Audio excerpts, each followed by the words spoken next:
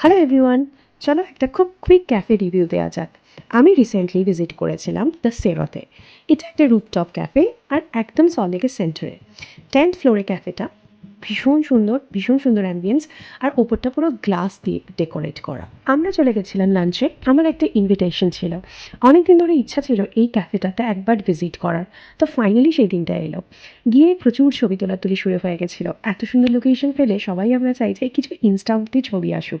তারপরে তো খাওয়া দাওয়া। ছবি তুলতে তুলতে এত ব্যস্ত হয়ে গেছিলাম যে খাওয়া দাওয়ার খুব একটা ভিডিও করতে মনে নেই। লাস্ট আমি খাওয়া দাওয়াগুলোও ছবি তুলে অ্যাড করে দিয়েছি। 10th ফ্লোর থেকে সব কিছু দেখা যাচ্ছিলো। একদিকে যেমন অ্যাটমসফিয়ার বিল্ডিং, ওই একদিকে সোনার বাংলা, প্লাস 42 বিল্ডিংটা। বন্ধুদের সাথে আড্ডা মারতে মারতে আর ওখানকার সুন্দর টেম্পটিং ফুডগুলো খেতে খেতে ভিউটা এনজয় করা যেতে পারে। তবে আমি একটা সাজেস্ট করতে পারি, খুব রোদ উঠলে লাঞ্চের জন্য জায়গাটা বেশ গরম লাগতে পারে। যদি রোদ ওঠে, এই গ্লাসের মধ্যে গরমটা বেশ লাগবে। সেদিন ওয়েদারটা ভালো থাকার জন্য আমরা খুব এনজয় করতে পেরেছি।